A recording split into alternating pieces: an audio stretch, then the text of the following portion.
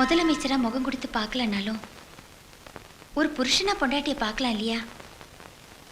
மனசுல ஒருத்திய வச்சுக்கிட்டு இவ கூட எப்படி கொஞ்சிருதுன்னு நினைக்கிறீங்களா?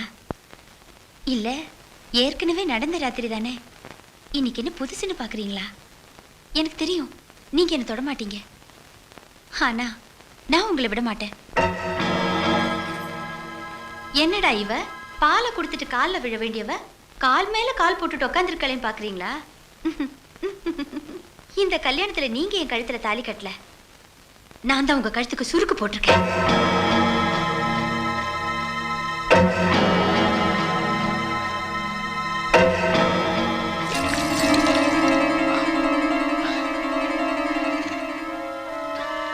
என்ன கொதிக்குதா? இந்த பால் சுட்டி உன்னால தாங்க முடியலையே. ஒருத்தருக்கு உயிரோட நெருப்பு வச்சியே, அவருக்கு எப்படி இருந்திருக்கும்? நான் நெருப்பு வச்சனா? ஆஹா, நல்லா நடிக்கிறியே. 6 கோடி மக்களை நடிச்சு ஏமாத்துற உனக்கு ஒரு பொண்ணை ஏமாத்துறதா கஷ்டம்? ஆனா என்ன ஏமாத்துறது ரொம்ப கஷ்டம். ஏன்னா நீ நெருப்பு வச்சது எங்க அப்பாவுக்கு. இந்த சிஎம் பண்ணா உன்ன மாதிரி அரசியல்வாதியோட வாசனையே படக்கூடாதுன்னு தான் கண்ணுக்குள்ளே வச்சு வளர்க்க வேண்டிய என்ன கண் காணாத தூரத்துக்கு அனுப்பி படிக்க வச்சாரு. அன்னைக்குதான் எங்க அப்பாவை பார்க்க ஆசையா வந்தேன். ஆனா அன்னைக்கு நடந்த எங்க அப்பாவோட மணி விழாவை நீ மரண விழாவாக்கிட்டு ஓடிக்கிட்டு இருந்த. எந்த நெருப்பை வச்சு எங்க அப்பாவை நீ எரிச்சியோ அன்னையிலேருந்து அதே நெருப்போட உன்னை தேடி அலைஞ்சிட்டு இருந்தேன், கண்டுபிடிச்சேன். அப்ப நீ என் கை கெட்டாத தூரத்துல முதலமைச்சருங்கிற பேரோட இருந்த.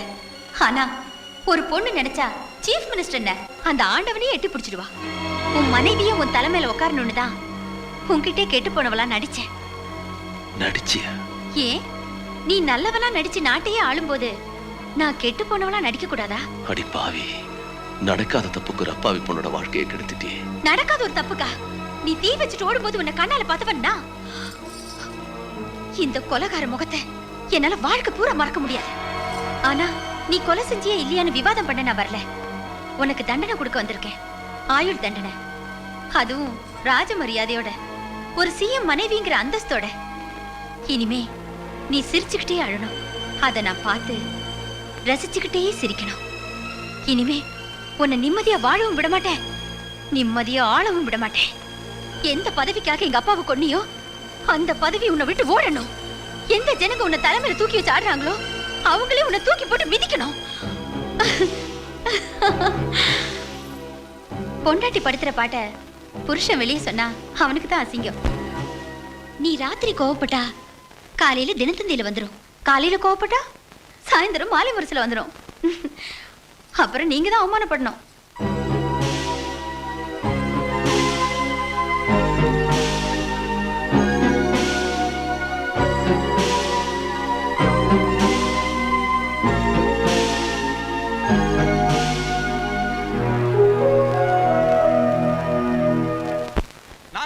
வந்தா 6 கோடி மக்களை காப்பாத்துறேன்னு வாக்குறுதி கொடுத்திய, செஞ்சியா? லஞ்சத்தை ஒழிப்போம், ஊழலை ஒழிப்போம்னு சொன்னிய, அதையாவது செஞ்சியா? பதவியேத்த முதல் ராத்திரியே வெளியே போன நீ திரும்பி வரும்போது 2 பெட்டியோட வந்திய, அதுல எத்தனை கோடி இருந்ததுன்னு எங்களுக்கு தெரியாது, அதை யார் கொடுத்ததுன்னு எங்களுக்கு தெரியாது. அது என்ன உங்க அப்பா அம்மா சம்பாதிச்சதா இல்ல உங்களை ஆடினால நாட்டிய தாரக அவ கொண்டு வந்தாளா? எல்லாம் ஜனங்க பணம் தானடா.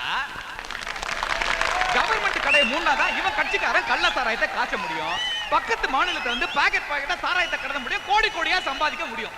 இதுக்கு தானே முழு பக்கத்துல விளம்பரம் கொடுத்துக்கிட்டே இருக்கிற. ஐயா, நீங்க ஒரு தியாகிய முதலமைச்சர் ஆக்கியிருந்தீங்கன்னா நாங்களாம் ரொம்ப சந்தோஷப்பட்டிருப்போம்.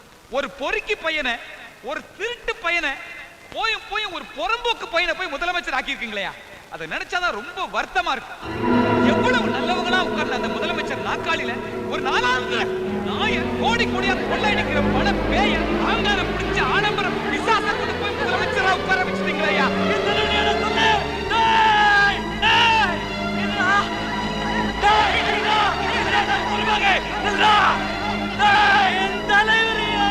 சொல்றீங்க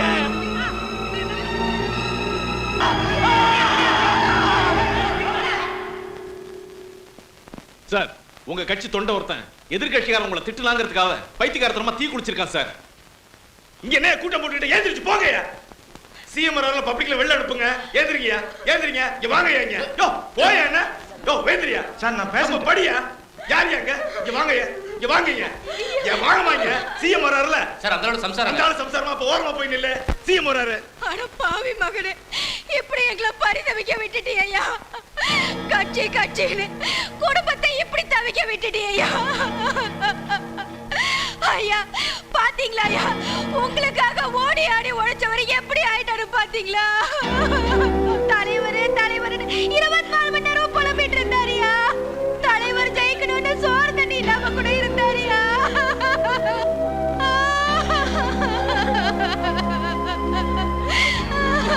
உங்களுக்காக ஓடி ஆடி வேலை செஞ்சவர் எப்படி படுத்திருக்காருன்னு பாருங்கய்யா.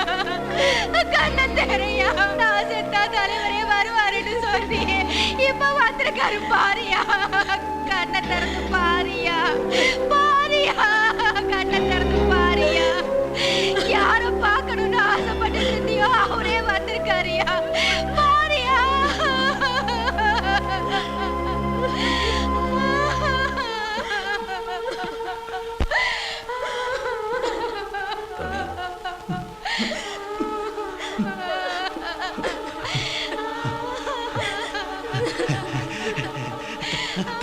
தலைவா, உன்னை எல்லாரும் ஏமாத்துக்காரங்கன்னு சொல்றாங்க தலைவா.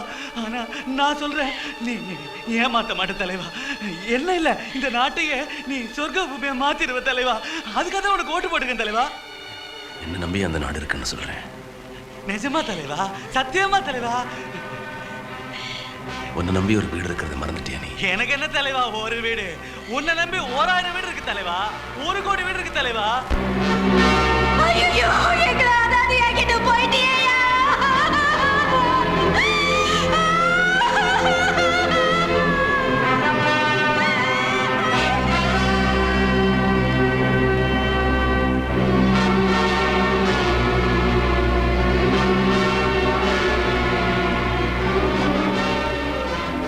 நான் யார் ஐயரே? முதலமைச்சர். அது இப்ப ஜனங்க கட்டிவிட்ட வேஷம். அதுக்கு முன்னே சேதுபதி, கைது சேதுபதி, திருட்டு சேதுபதி, உங்களால டெய்லர் சேதுபதி, இப்போ பாவி சேதுபதி. பாவத்துல பெரிய பாவம் எது தெரியுமா? நம்பிக்கை துரோகம். அதுவும் ஏழை மக்கள் நம்மளை நம்பி நாற்காலில உட்கார வச்சு அழகு பார்த்து அண்ணாந்து பார்த்து இவன் நமக்காக ஏதாவது செய்ய மாட்டான்னு எதிர்பார்க்கிற மக்களை ஏமாத்திட்டமே, நாம தான் பாவி. அவன் வேர்வை சிந்தி ஒருத்தனை பல்லாக்கில் உட்கார வைக்கிறதே அவன் கண்ணீரை நாம துடைப்போங்கிற நம்பிக்கையில தான். எனக்காக தீ குளிச்சானே ஒருத்தன், அவன் என்ன அண்ணனா தம்பியா மாமனா மச்சானா என்ன வரும் எனக்கு? சம்பந்தமே இல்லாத ஒருத்தன் எனக்காக சாகும்போது நான் அவனுக்காக சாக வேணாம், அவனை சாகடிக்காம இருக்கலாம் இல்ல?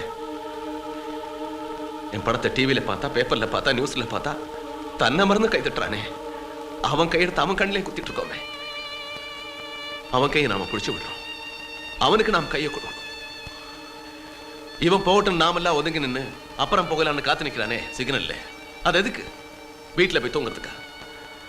நமக்காக வேலை செய்ய போறான், அவனுக்காக காத்திருக்கிறதுல தப்பு இல்லைங்கிறதுனால தானே. இந்த நிமிஷம் வரைக்கும் நாம ஏதாவது செஞ்சிருக்குமா? தப்பு, தப்பு, பெரிய தப்பு பண்ணிட்டோம். உன் நினைப்பு நல்லா தான் இருக்கு, ஆனா அது நடக்காது, நடக்கவும் விட மாட்டாங்க. இங்க நாக்காளியில் உட்கார்ந்துருக்கவங்க ஆட்சி நடத்துறது இல்லையே, அவனுக்கு பின்னால் இருக்கிற பணக்காரங்களோ அவன் வச்சிருக்கிற பணமும் தான் ஆட்சி நடத்துது. அதான் ஏன்னு கேட்கிறேன். முன்னாடி அவங்க கிட்ட கையேந்திரனால தானே இப்ப கையேற்றி நிற்க வேண்டியிருக்கு. எனக்கு முன்னாடி தலை குறிஞ்சு நிற்க வேண்டியிருக்கு. இனிமே இந்த சேதுபதி யாரு முன்னாடியும் கை கட்டி நிற்க மாட்டான். எனக்கு ஓட்டு போட்ட ஜனங்க முன்னாடி நான் தலை நிமிர்ந்து நிற்கணும். இனிமே அவங்கிட்ட சுரண்டதுக்காக இந்த கை நீளாது, அவன் கண்ணீரை துடைக்கிறதுக்காக இந்த கை நீளும், அவன் குடும்பத்தை காப்பாத்துறதுக்கு தான் இந்த கை நீளும். எனக்கு என்ன இருக்கு? நான் விரும்புறது ஒண்ணுதான், அது எனக்கு கிடைக்காம போச்சு. இப்ப இருக்கிறது இந்த உயிர் ஒண்ணுதான், அது மேல எனக்கு ஆசையும் இல்லாம போச்சு. இந்த மக்களுக்காக உயிரே போனாலும் பரவாயில்லை, நான் இதுல இருந்து பின்வாங்க மாட்டேன். இதுவரைக்கும் பார்க்காத சேதுபதியை நீங்க பார்க்க போறீங்க, இதுவரைக்கும் பார்க்காத சிஎம் இந்த நாட்டு ஜனங்க பார்க்க போறாங்க.